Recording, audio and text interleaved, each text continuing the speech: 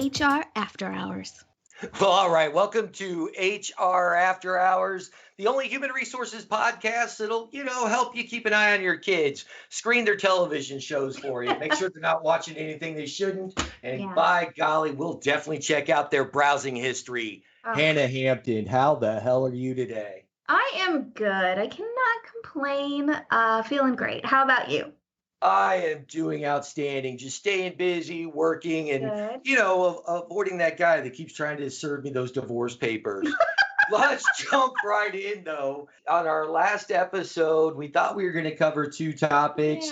And unbeknownst to our listeners, we didn't get to the second topic. So we're going to time. That's okay. It happens. Jump right in. Lots going on out there. Everything's been so wacky over the last 13, 14, 15, 16 months. I don't know. I can't believe we're halfway through the year practically. But anyway, I'm lost. I actually almost missed my wedding anniversary for the first time in years. Oh, well, that would explain the divorce papers. All right. Talking about trends, though, and things that are happening, and some things not necessarily being tied in with the pandemic that they should be. And one of those is spikes in turnover and resignations. Yeah, I feel like that this has been some big chatter out in the HR world. I've seen it called the Great Resignation, and that people are expecting or forecasting some increased resignations soon because, Hold on, Hannah, let me tell you, the only great resignation is when you say, I say good day to you, sir. I say good day indeed. That is the great resignation. I think we've all had a couple of great resignations in our lives.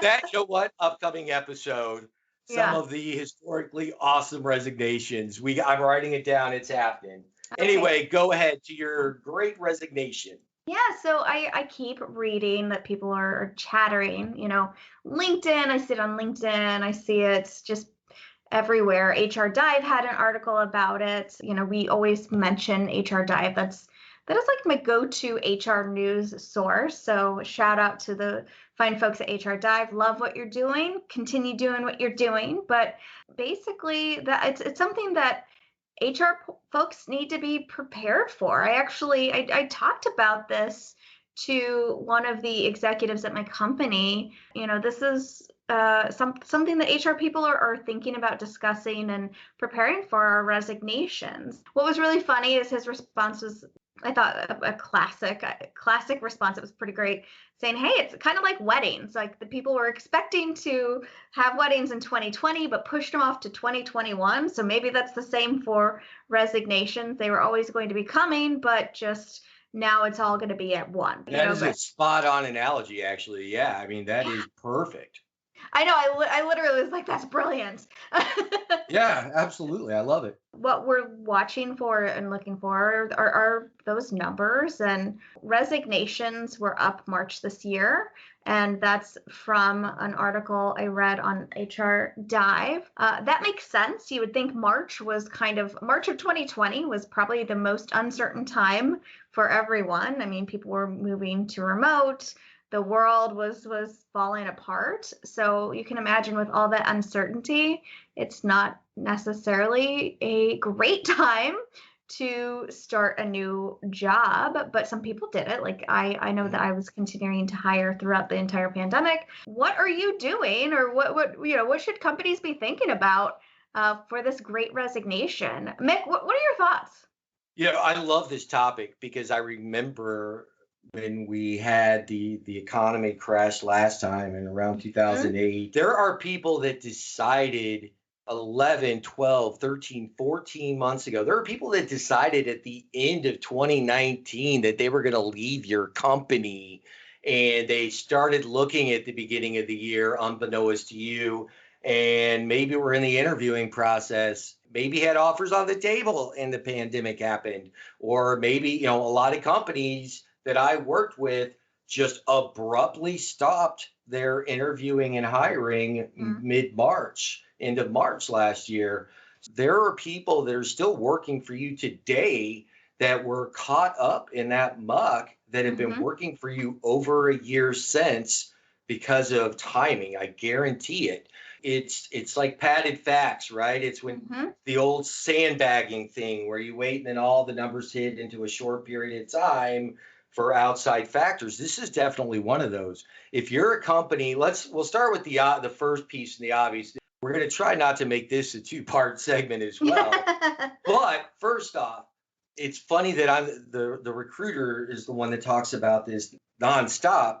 But if your company culture is terrible, Yeah. and you all of a sudden saw an increase in your retention over the last year, don't think you fixed anything if you didn't change anything. Right. It didn't fix itself. That just means though all those numbers are going to fall into later this year, or at least half of them.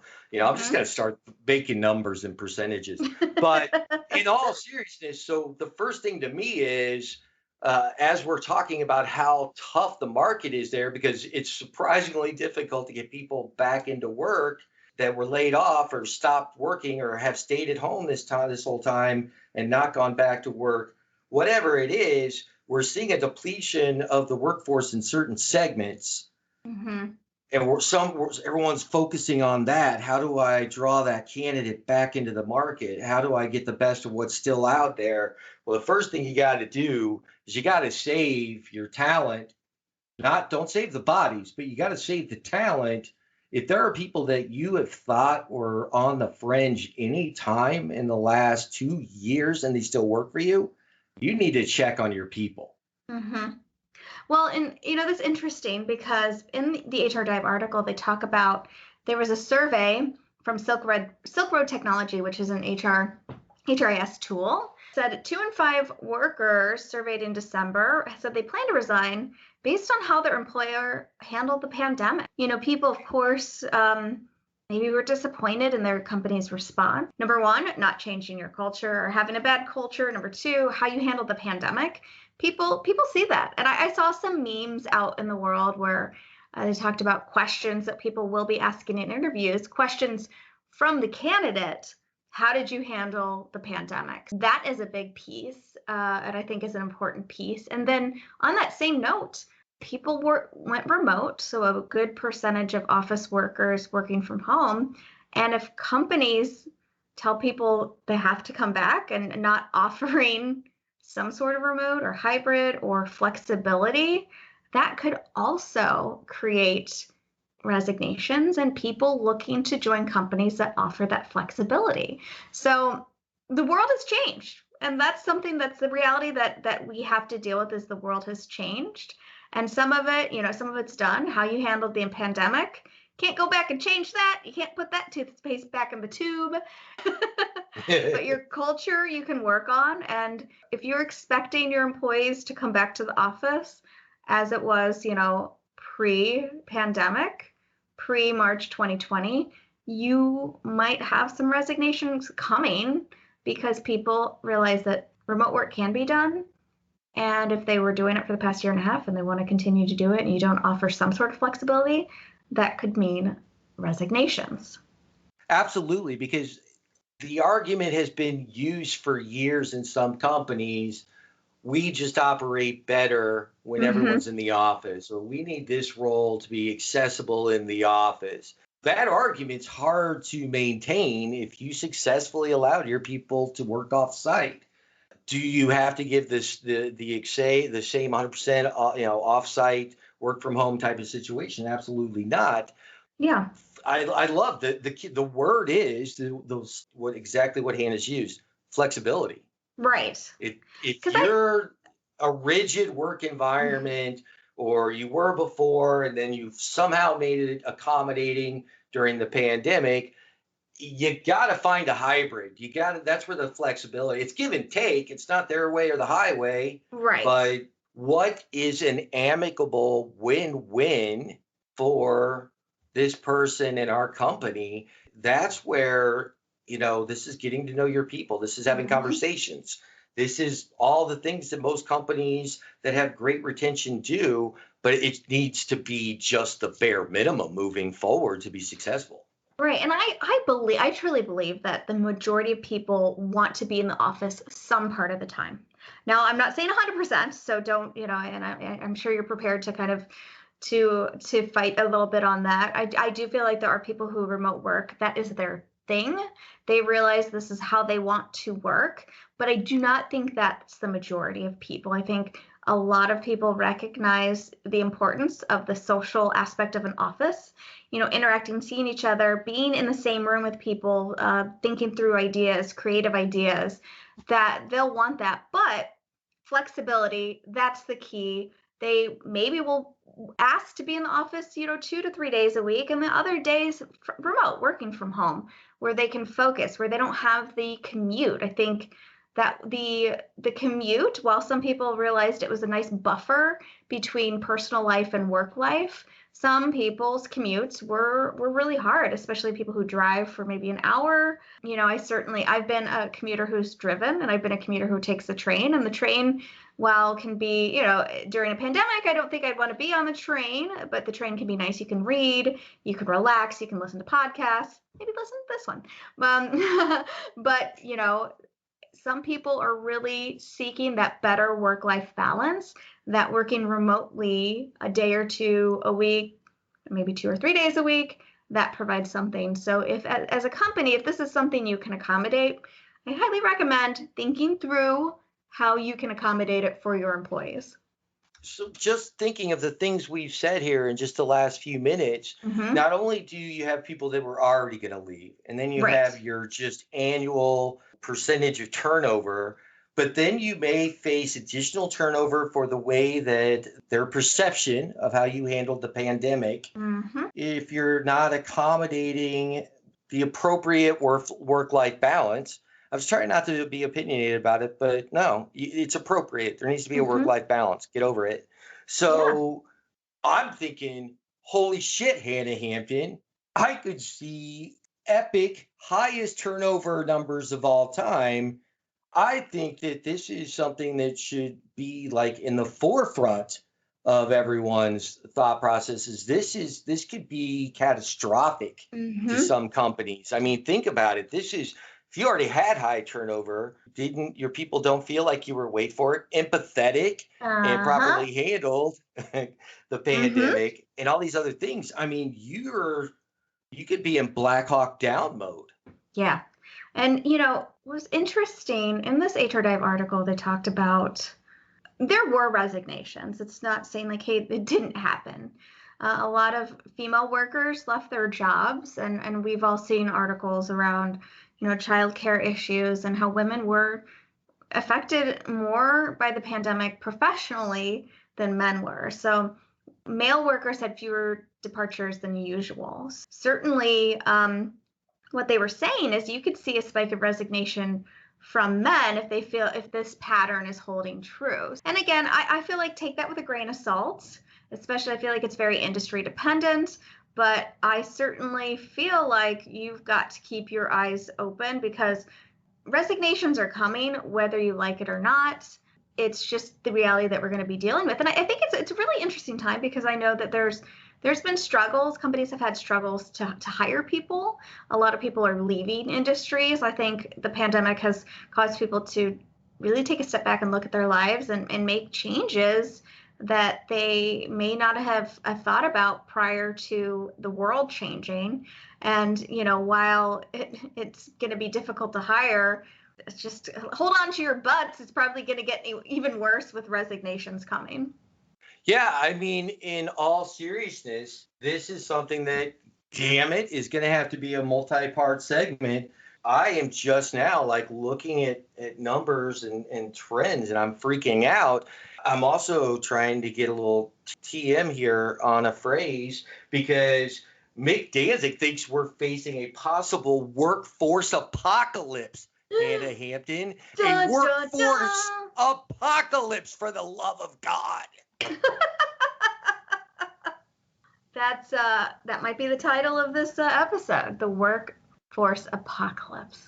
Get the episode, Hannah. What the hell are we gonna do? It's what are we gonna do? Apocalypse. Oh no! First off, If you're not connecting with your people on a regular basis, Yes. go back and listen to every episode of this podcast ever.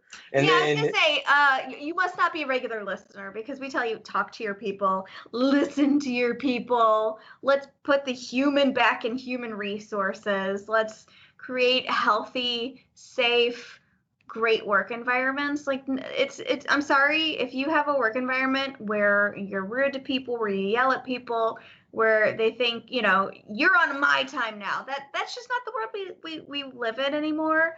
You need to move on. that's Treat a people deal with breaker. respect. Yes. Treat people with respect. Create a great work environment. Make it a place where people want to come to work. And pay them fairly. And of course, that's going to be that'd be a whole other episode, so we won't dwell on that. But if you just create a respectful work environment, you will create a place where people want to stay.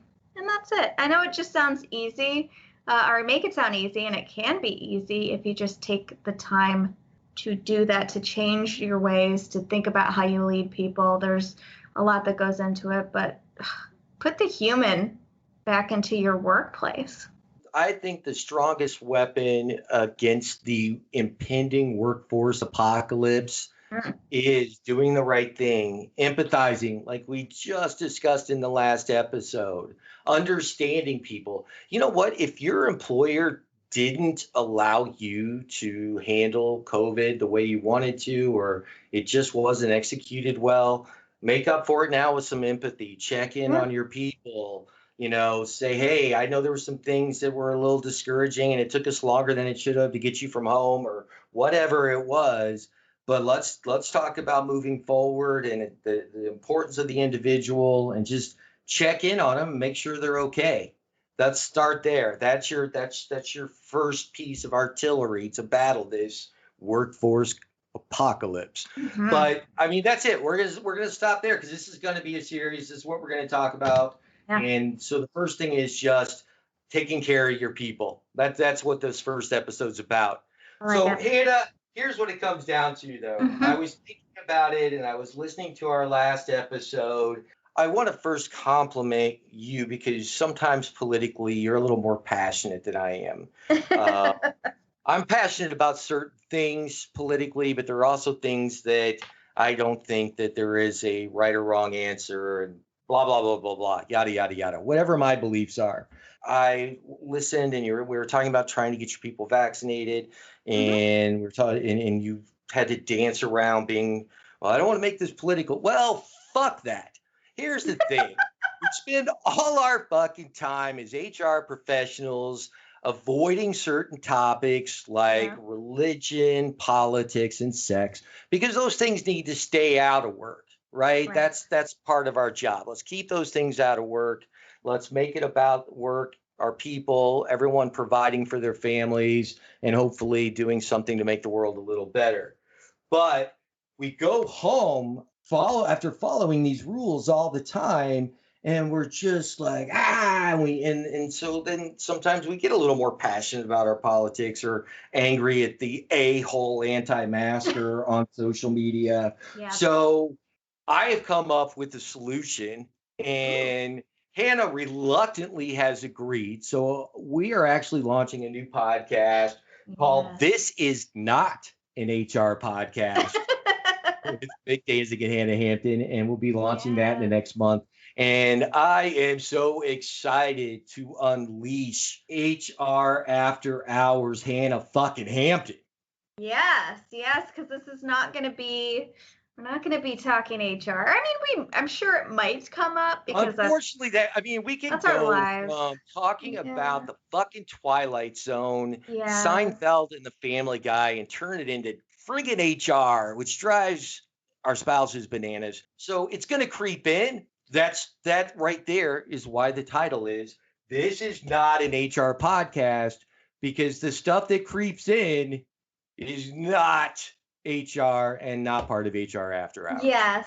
And we like to talk about all things. Let's get real. And, certainly when we created our, HR podcast, we wanted it to be a place for us to blow off a little steam, because sometimes, and if you remember this, back in the early days, we talked about how when you and I worked together, we'd have to talk each other off of ledges sometimes, and the crazy HR world that we're in. And sometimes once you're off the ledge, you can check in personally, talk about the show you watch, talk about the election, whatever it might be. And we're going to have a little fun with that. And let me set the yeah. tone a little less delicately than Mrs. Hampton here. And when these two HR professionals go out outside of work, and it's not frequent, but I mean, this couple of HR professionals, my friends, were covered in guar blood at Riot Fest 116. We don't do it half-assed. We don't sit down and drink martinis and talk about what we saw and see in fucking in. No, we're watching political figures being maimed and massacred by the rock gods guar, covered in blood. I had my favorite damn vintage Jane's Addiction t-shirt just covered. And that night I'm at Hannah's house with her husband hand washing this shirt to get all this blood off of it.